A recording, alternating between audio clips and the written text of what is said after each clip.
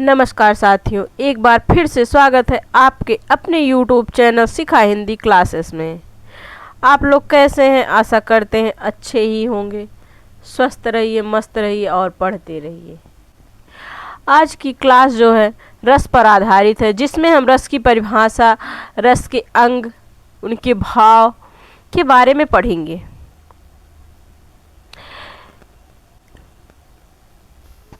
Class शुरू होने के पहले आप दोस्तों में शेयर करिए, शेयर जल्दी जल्दी कर दीजिए, जिससे कि जब क्लास में अधिक संख्या होती है तो पढ़ाने का कुछ अलग ही वो रहता है। इसलिए आप दोस्तों में शेयर करिए और चैनल को अगर नहीं सब्सक्राइब किए हो तो प्लीज़ सब्सक्राइब करिए, जिससे कि आपको नोटिफिकेशन मिलता रहे और आपकी तैयारी बेहतरीन तरीके से हो सके। आज हम आपको बहुत अच्छे तरीके से रस को पढ़ाएंगे। रस क्या होता है? काव्य के सौंदर्य को बढ़ाने के लिए रस का प्रयोग किया जाता है। रस का अर्थ ही आनंद है। जिंदगी में रस के बिना अगर रस नहीं है तो जिंदगी अधूरी है।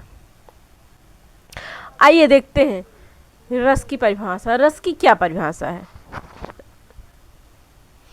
रस का शाब्दिक अर्थ आनंद। क्या है? आनंद है। अगर आनंद नहीं है तो कुछ नहीं है। रस का शाब्दिक अर्थ आनंद। काव्य को पढ़ने या सुनने से जिस आनंद की अनुभूति होती है उसे रस कहते हैं, उसे रस कहा जाता है। रस का शाब्दिक अर्थ है आनंद। काव्य को पढ़ने या सुनने से जिस आनंद की अनुभूति होती है उसे रस कहा जाता है। पाठक या श्रोता के हृदय में अस्थाई भाव ही विभावादि से संयुक्त होकर रस रूप में परिवर्तित हो जाता है। रसों को काव्य की आत्मा प्राणत्व माना जाता है। रस को काव्य की आत्मा तथा उनकी प्राण कहा गया है। आइए देखते हैं रस के कितने अंग हैं और कौन कौन से हैं। आपको परिभाषा याद हो गई होगी, समझ में आ गया होगा। रस क्या है? रस का शाब्दिक अर्थ आनंद है। काव्य को सुनने या पढ़ने से जिस आनंद की अनुभूति होती है, जो हमारे हृदय में जिस तरह के भाव आते हैं, जो हमको सुकून मिलता है, जो अनुभूति होती है, उसी को क्या कहते हैं? रस कहते हैं। आइए देखते हैं रस के कितने अंग हैं। रस के 4 अंग हैं। अब देखिए कौन कौन से हैं, इस ग्राफ के माध्यम से समझते हैं। पहला अस्थाई भाव, विभाव, अनुभाव, संचारी भाव। ये रस के अंग है। रस के कितने अंग हैं? रस के 4 अंग हैं। यहाँ से क्वेश्चन बनते हैं, प्रश्न बनते हैं। प्रश्न आएगा परीक्षा में, रस के कितने अंग हैं? तो रस के कितने अंग हैं? रस के 4 अंग हैं। कौन कौन से? अस्थाई भाव, विभाव, अनुभाव और संचारी भाव। आइए देखते हैं अस्थाई भाव क्या होता है।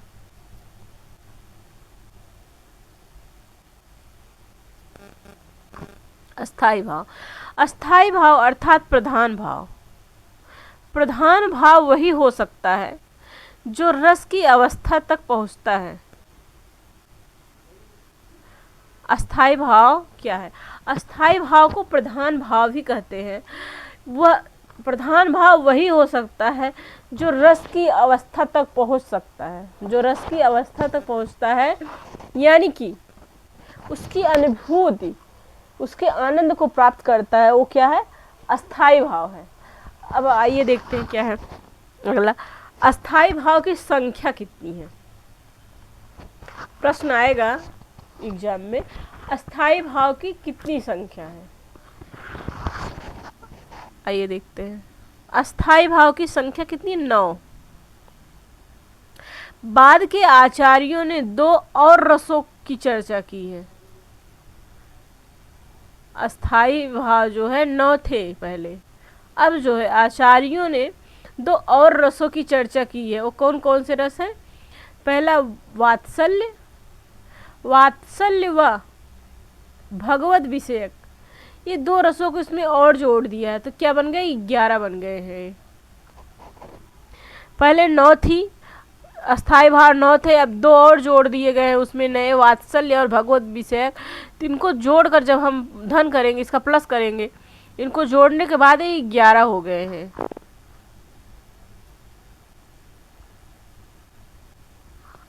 आइए देखते हैं पॉइंट, पहला पॉइंट क्या है।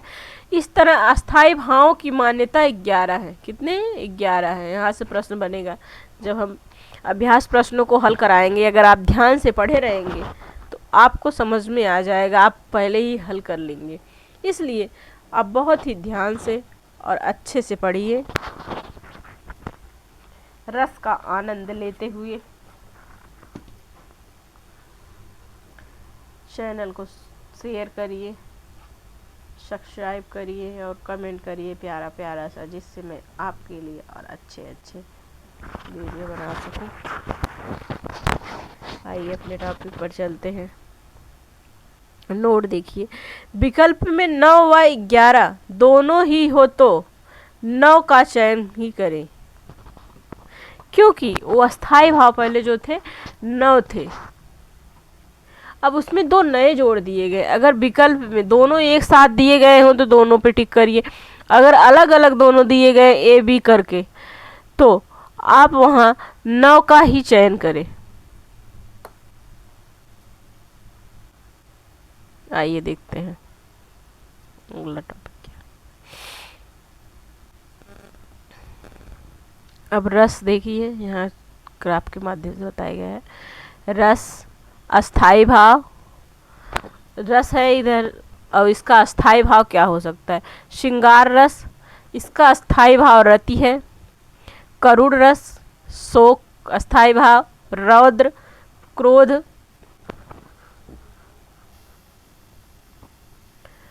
अद्भुत रस, इसका अस्थाई भाव आश्चर्य विस्मय है।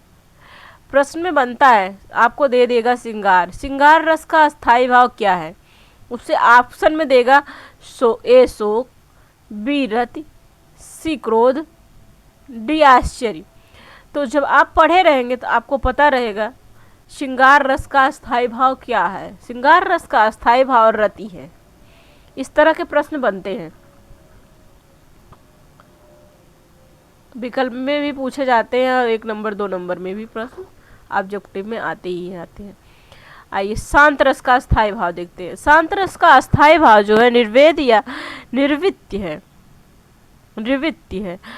भक्ति रस का अस्थाई भाव भगवत विषयक रति ये स्लैश अनुराग। हास्य रस का अस्थाई भाव हास। वीर रस का उत्साह। भयानक रस का भय। बीभत्स रस का जुगुप्सा। वात्सल्य का वात्सल्य रति। अभी हमने पढ़ा रस और उनके अस्थाई भाव। आइए देखते हैं विभाव क्या होता है। रस के 4 अंग हैं, जिसमें है अस्थाई भाव, विभाव, अनुभाव और संचारी भाव। अभी हमने अस्थाई भाव पढ़ा। रस के कौन कौन से अस्थाई भाव हैं, जिसमें हमने 9 रसों को पढ़ा। श्रृंगार रस का रति, श्रृंगार रस, करुण रस, रौद्र, अद्भुत, शांत, भक्ति रस, हास्य, वीर और भयानक और विभत्स वात्सल रस को पढ़ा, इनके अस्थाई भाव को। अब आइए देखते हैं विभाव क्या होता है। रस के अंग है, जिसमें हम दूसरा टॉपिक क्या है, विभाव। विभाव क्या होता है आइए हम जानते हैं। विभाव यानी कि कारण। अस्थाई भाव के उद्बोधक, अस्थाई भाव के उद्बोधक कारणों को विभाव यानी कि जन्म देने वाले कारक को विभाव कहते हैं। विभाव किसको कहते हैं, कारण। कारण किसके कारण हो रहा है तो उसको बोलते हैं विभाव, उसको विभाव कहते हैं। अस्थाई भाव के उद्बोधक कारणों के विभाव को यानी कि जन्म देने वाले कारक को विभाव कहते हैं। रस संबंधी विधि तथ्य कुछ उनके बारे में जानेंगे। क्या है, पहला पॉइंट देखिए, रस को और क्या कहा जाता है। यहाँ हम इस पॉइंट के माध्यम से जानेंगे, क्योंकि एग्जाम में, परीक्षा में किस तरह के प्रश्न पूछे जाते हैं कि जिससे आदमी समझ नहीं पाता, कंफ्यूज हो जाता है, डाउट रहता है कि है या नहीं है या नहीं है, इसी में गलत हो जाता है। तो आइए हम जानते हैं क्या कहते हैं। श्रृंगार रस को रसराज या रसपति भी कहा जाता है। क्या कहा जाता है? श्रृंगार रस को रसराज या रसपति भी कहा जाता है। दूसरा देखिए, नाटक में 8 ही रस माने जाते हैं। प्रश्न आएगा, क्वेश्चन बनेगा, नाटक में कितने रस होते हैं? तो नाटक में 8 ही रस माने जाते हैं, क्योंकि वहाँ शांत रस को रस नहीं गिना जाता है। भरत मुनि ने रसों की संख्या 8 बताई है। भरत मुनि ने रसों की संख्या 8 माना है। अगला पॉइंट देखते हैं।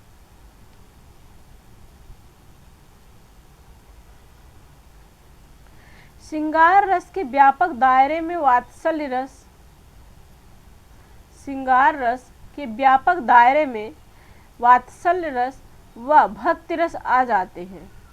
इसलिए इसमें इन रसों की संख्या 9 ही मानना ज़्यादा उपयुक्त है। इस तरह के प्रश्न आती हैं।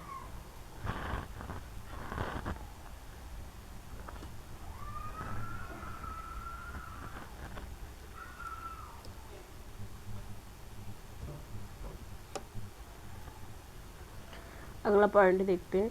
रसों की संख्या 9 है, जिन्हें 9 रस कहा जाता है। रसों की संख्या 9 है, जिन्हें 9 रस कहा जाता है। मूलतः 9 रस ही माने जाते हैं। अगला पॉइंट देखते हैं।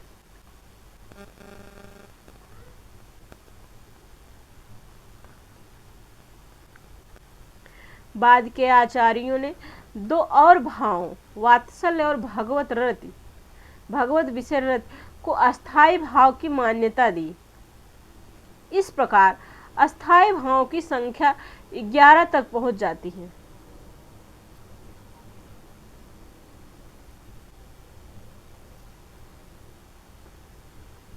विभाग, आलम्ब विभाव यानी कि कारण, जिसका सहारा या आलम्ब पाकर अस्थाई भाव जगते हैं, उन्हें आलम्ब विभाव कहते हैं। जैसे नायक नायिका, नायक नायिका। अब आइए हम ऑब्जेक्टिव की तरह कुछ प्रश्न हल करते हैं। रस, रस एक दृष्टि में देखते हैं। एक दृष्टि में हम एक बार रिवीजन कर लेते हैं जो अभी तक हमने पढ़ा, किस तरह के प्रश्न बनते हैं, जिससे कि जब हम अभ्यास कराएं तो हमको सरलता हो, आप लोगों को आता रहे। आइए देखते हैं। रस के अंग हैं 4 अंग हैं। कितने हैं? 4 अंग हैं। अस्थाई भाव है प्रधान भाव। कितने? प्रधान भाव। अस्थाई भाव की संख्या है 9। अस्थाई भावों की मान्यता है 11। रसों की संख्या है 11। विभाग के भेद हैं कितने? 2। विभाग के कौन भेद हैं?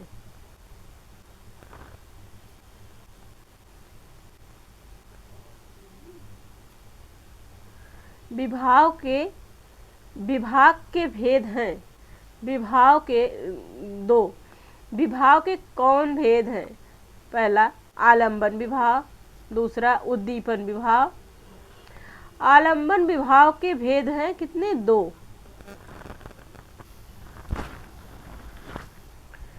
आलंबन विभाग के कौन भेद हैं? पहला आश्रय आलंबन, दूसरा विषय आलंबन। उद्दीपन विभाग के भेद हैं कितने? 4। उद्दीपन विभाग के कौन भेद हैं? पहला आलंबन के गुण, दूसरा आलंबन की चेष्टाएं, तीसरा आलंबन का अलंकार, चौथा तटस्थ। अब हम पढ़ेंगे अनुभाव का अर्थ है। हमने देखा, भी पढ़ा उसके बारे में। अस्थाई भाव, विभाव। तीसरा क्या था रस के अंग में? अनुभाव। आइए देखते हैं अनुभाव का क्या अर्थ होता है, उनका क्या प्रयोग है।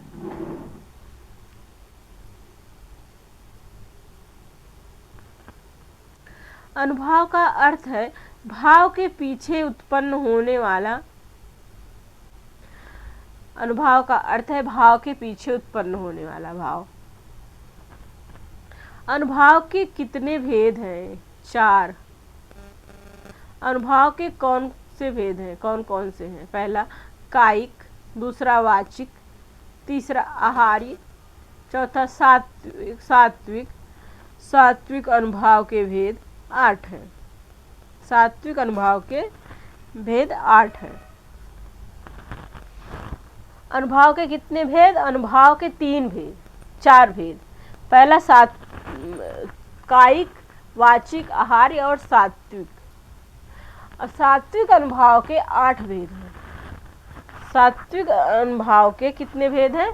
सात्विक अनुभाव के 8 भेद हैं। पहला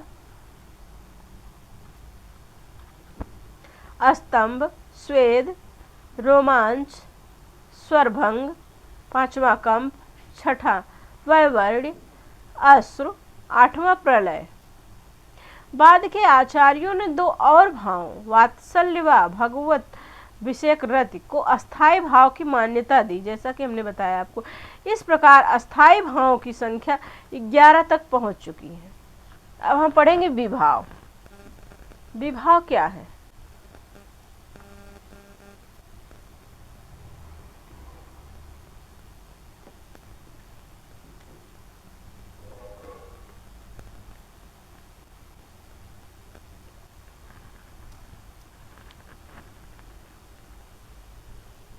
विभाव के भेद: आलंबन विभाव, उद्दीपन विभाव। आलंबन विभाव कारण जिसका सहारा या आलंब पाकर अस्थाई भाव जगते हैं उसे आलंब विभाव कहते हैं, जैसे नायक नायिका। आलंबन विभाव। अब देखते हैं हम आलंब विभाव में इसके अंदर कितने आते हैं। आलंबन विभाव के अंतर्गत 2 आते हैं। पहला आश्रय आलंबन, दूसरा विषय आलंबन। अब देखते हैं हम आश्रय आलंबन क्या होता है। आश्रय के मन में भाव जगते ही हैं तो वह आश्रयालंबन होता है, कहलाता है। जैसे राम के मन में सीता के प्रति रति का भाव जागता है तो राम आश्रय होंगे। आश्रयालंबन क्या होता है? आश्रय के मन में भाव जगते हैं तो वह आश्रयालंबन कहलाता है। जैसे राम के मन में सीता के प्रति रति का भाव जागता है तो राम आश्रयालंबन होंगे। अब देखते हैं विषयालंबन क्या होता है। जिसके प्रति, जिसके कारण मन में भाव जगते हैं वह विषयालंबन कहलाता है। जैसे राम के मन में सीता के प्रति रति का भाव जगते हैं तो सीता विषय है। अर्थात राम आश्रय व सीता विषयक। यहाँ तक समझ में आ गया होगा।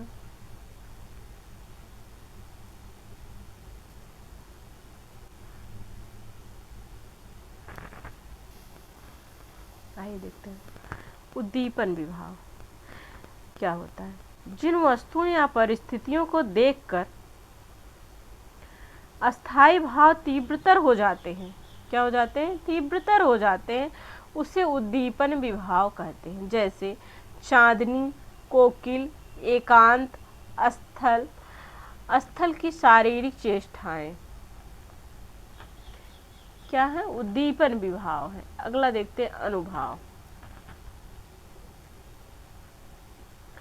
अनुभाव का शाब्दिक अर्थ है भाव का अनुगमन करने वाला। ये विभाव के बाद उत्पन्न होते हैं, इसलिए इन्हें अनुभाव कहा जाता है। विभाव के कारण तथा अनुभाव को कार्य कहा जाता है, अर्थात आश्रय के शरीर के विकारों को अनुभाव कहते हैं। एक बार फिर से देखिए, अनुभाव का शाब्दिक अर्थ है भाव का अनुगमन करने वाला। ये विभाव के बाद उत्पन्न होते हैं, इसीलिए इन्हें अनुभाव कहा जाता है। विभाव को कारण तथा अनुभाव को कार्य कहा जाता है, अर्थात आश्रय के शरीर के विकारों को अनुभाव कहते हैं। यहाँ तक समझ में आ गया होगा। अब देखते हैं रस का परिचय। रस का परिचय, पहला श्रृंगार रस। श्रृंगार रस, श्रृंगार रस के दो भेद होते हैं। कितने भेद होते हैं? दो भेद होते हैं। पहला संयोग श्रृंगार और वियोग श्रृंगार। आइए देखते हैं क्या होता है। रति नामक अस्थाई भाव ही श्रृंगार रस की परिणत हो जाता है। नायक नायिका के मिलने के प्रसंग में संयोग रस तथा उनके विरह में वियोग रस होता है।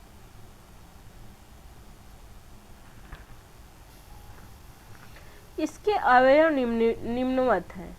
अनुभाव यानी कि कार्य। आइए देखते हैं ग्राफ के माध्यम से। सात्विक, वाचिक, कायिक, आहारी हमने आपको पहले बताया। अब देखिए, जो चेष्टाएं, जो विकार या चेष्टाएं शरीर की स्वाभाविक क्रिया के रूप में होता है वे सात्विक कहलाते हैं। इसके 8 प्रकार हैं, हमने आपको बताया था। इसमें आता है स्तंभ, कंप, स्वरभंग, वैवर्ण, अश्रु, प्रलय, स्वेद, रोमांच, विस्तृत बाद में पढ़ेंगे।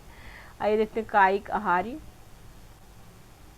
जो विकार या चेष्टाएं शरीर के अंगों के व्यापार के रूप में प्रकट होता है उन्हें कायिक अनुभाव कहते हैं। जैसे भय में जागना, क्रोध में भला बुरा कहना, रति में चुंबन, आलिंगन, कटाक्ष आदि। आज की क्लास यहीं तक, क्योंकि वीडियो लंबी हो जाएगी, इसीलिए हम 3-4 पार्टों के अंतर्गत हम रस को कंप्लीट करेंगे। अभी तक का आपका सारा कॉन्सेप्ट क्लियर हो गया होगा। इसके जितने भी टॉपिक बनते हैं, जितने भी जिस तरह के क्वेश्चन बनते हैं, हमने आपको बताया। आज की क्लास यहीं तक, मिलते हैं अगली क्लास यानी कि अगले वीडियो के अंतर्गत। चैनल को सब्सक्राइब करिए, लाइक करिए, कमेंट करिए और बेल आइकन को दबाना मत भूलिए। धन्यवाद। मिलते हैं अगली क्लास में।